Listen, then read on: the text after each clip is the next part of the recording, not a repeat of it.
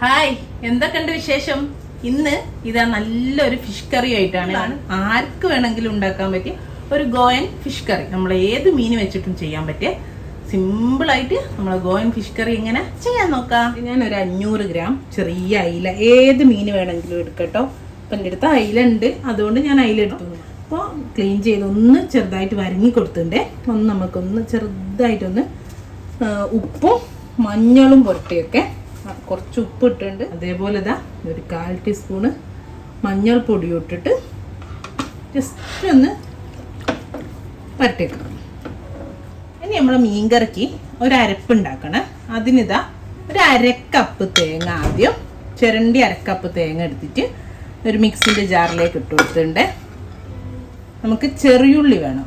ചെറിയുള്ളി തന്നെ വേണമെന്നില്ല, വലിയുള്ളി ആയാലും കുഴപ്പമില്ല. ഒരു ചെറിയ സവാളൻ്റെ പകുതി എടുത്തോളൂ, അല്ലേ ഒരു 5 ചെറിയുള്ളി എടുത്തോളൂ കേട്ടോ. പിന്നെ 1 ഇഞ്ച് വലുപ്പമുള്ള നമ്മളെ ഇഞ്ചിൻ്റെ ഉണ്ട്. പിന്നെ ഒരു 3 വെളുത്തുള്ളി ഇട്ടുണ്ട്. നമുക്ക് വേണ്ട നമ്മളെ വറ്റൽമുളക് ഒരു 5-6 എണ്ണം ഉണ്ട്. ചെറുതാണെങ്കിൽ ഒരു 6 എണ്ണം എടുത്തോളൂ, വലുതൊക്കെ ആണെങ്കിൽ 5 എണ്ണം മതി. ഞാൻ കുറച്ച് നേരമായിട്ടൊന്ന് വെള്ളത്തിലിട്ട് വെച്ചായിരുന്നു, ഒന്ന് പെട്ടെന്ന് അരിഞ്ഞു കിട്ടാൻ വേണ്ടിയിട്ടാണ്. ഒരു ടീസ്പൂണ് മല്ലി ചേർത്തി കൊടുക്കുക, ഹോൾ മല്ലിയാണ്. ഒരു 1/4 ടീസ്പൂണ് മഞ്ഞൾപ്പൊടി ചേർത്തി കൊടുക്കുക, 1/4 ടീസ്പൂണ് ചെറിയ ജീരകം ചേർത്തി കൊടുക്കുക, 1/4 ടീസ്പൂണ് കുരുമുളക് ചേർത്തി കൊടുക്കുക. ഇനി ഇതാ അതേപോലെ ഒരു ചെറിയ നാരങ്ങ വലുപ്പത്തിൽ പുളി 2 ടേബിൾ സ്പൂൺ ചുടുവെള്ളത്തിൽ കുതിർത്തി ഒരു പേസ്റ്റ് ആക്കിയ കുരുവൊക്കെ ഉണ്ടേ കളയുക. എന്നിട്ടിതാ ആ പേസ്റ്റ് കൂടി ഇതിലേക്ക് ചേർത്തി കൊടുത്തിട്ടുണ്ട്. ഇനി നമുക്കിതൊന്ന് ആദ്യം വെള്ളമൊന്നും ചേർക്കാതെ നമുക്ക് ഒന്ന് അരച്ചെടുക്കാം. അപ്പം ഇതെല്ലാം കൂടി ഒന്ന് അരഞ്ഞു കിട്ടുമല്ലോ. അതിലേക്ക് പിഴിഞ്ഞ പാത്രത്തിലേക്ക് കുറച്ച് വെള്ളം ചേർത്തിട്ട്, പിന്നെ കുറച്ചുകൂടി അധികം വെള്ളം ഒഴിക്കരുത്, കുറച്ചുകൂടി വെള്ളം ഒഴിച്ചിട്ട് നല്ല പേസ്റ്റ് ആക്കിയിട്ട് അരച്ചെടുക്കാം. ഓക്കെ, അപ്പോൾ ഇതാ നമ്മളെ പേസ്റ്റ് ആക്കി അരച്ചെടുത്തിട്ടുണ്ട്. ഇനി ഇതാ ഇവിടെ ഞാനൊരു മൺചട്ടി, മീൻകറിയൊക്കെ ഉണ്ടാക്കുന്ന ചട്ടി എടുത്ത് നമ്മൾ പേസ്റ്റ് അരച്ചെടുത്ത് അരിപ്പ് ഇതിലേക്ക് ഒഴിച്ചെടുക്കുകയാണെ. വേറെ ഒന്നുമില്ല, സിമ്പിളാണ് ഈ കറി ഉണ്ടാക്കാനേ. കപ്പോളം ഒരു 1/2 കപ്പോടെ വെള്ളം ഞാൻ അരയ്ക്കുമ്പോൾ ഒഴിച്ചിനും. ഇതൊരു 1.5 കപ്പ് വെള്ളം എടുത്ത് വെച്ചിട്ടുണ്ട്. ഇത് നമ്മളെ മിക്സിയിൽ അരിപ്പ് എന്തായാലും ഉണ്ടാവില്ല, അറിയാമല്ലോ തേങ്ങ അരയ്ക്കുമ്പോൾ എങ്ങനെയാണ്.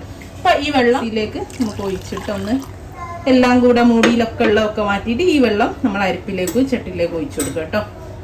ഇതൂടെ അപ്പം അതാ നമ്മളെ ഫിഷ് കറീൻ്റെ കൂട്ട് ഇവിടെ റെഡി ആയിട്ടുണ്ട്. ഇതിനി ആദ്യം സ്റ്റൗ ഓൺ ചെയ്ത് ഒരു 10 മിനിറ്റ് വേവിച്ചെടുക്കാം.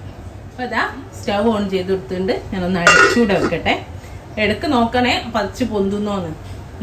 ജസ്റ്റ് ഒന്ന് അടിച്ചു വെച്ച് കൊടുത്താണ് നോക്കണം ഇടക്ക്, കാരണം തേങ്ങ പതിച്ച് പൊന്തി പുറത്തേക്ക് പോവും. ഇങ്ങനെ പോയാൽ പിന്നെ ഒരു ടേസ്റ്റും ഉണ്ടാവില്ല കറക്കി. പതക്കിച്ച് പുറത്ത് തുളുമ്പാതെ നോക്കണേ. 10 മിനിറ്റ് ചെറിയ തീയിൽ ഒരു മീഡിയം സൈസ് ഒന്ന് തിളച്ച് കഴിഞ്ഞിട്ട് അടിച്ചെടുത്താലും മതി. തിളച്ച് കഴിഞ്ഞിട്ട് ഒരു മീഡിയം ടു ലോ ഫ്ലെയിമിൽ വെച്ചിട്ട് ഒരു 10 മിനിറ്റ് വെന്തോട്ടെ. ഈ മസാല ഒക്കെ നന്നായിട്ട് വെന്ത് വരണം. ഓക്കെ, അതേപോലെ അതിൻ്റെ കൂടെ തന്നെ ഇത് ഓപ്ഷണലാണ് കേട്ടോ.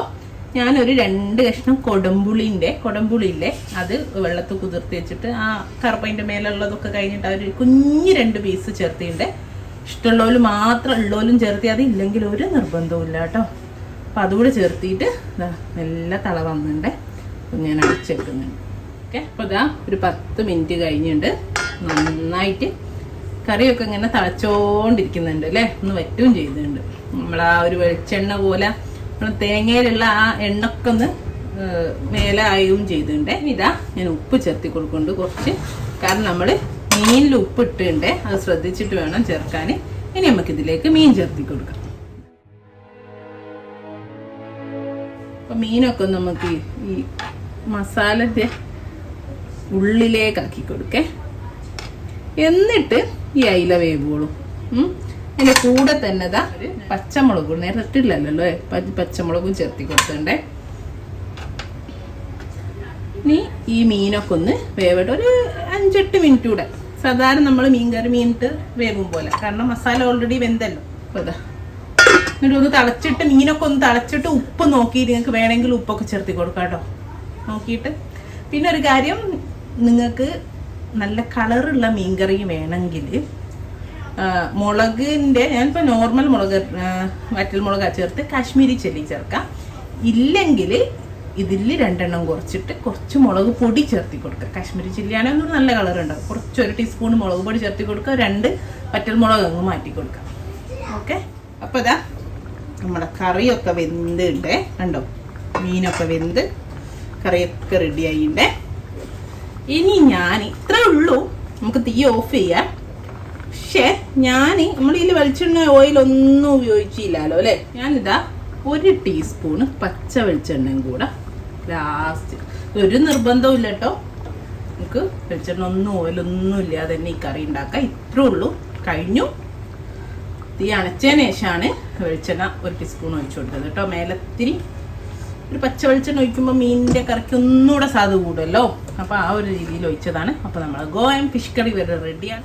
നല്ല അത്യാവശ്യം എരിവൊക്കെ ഉള്ളൊരു കറിയാണ്. നല്ല ചോറിൻ്റെ കൂടെ ഏറ്റവും ഇഷ്ടം നമ്മളെ കുത്തരി ചോറ്, അതുപോലെ നമ്മളിപ്പം മട്ട അരിൻ്റെ ചോറൊക്കെ അല്ലേ, അതിൻ്റെ കൂടെ പുളി ടേസ്റ്റാണ് ഈ കറി.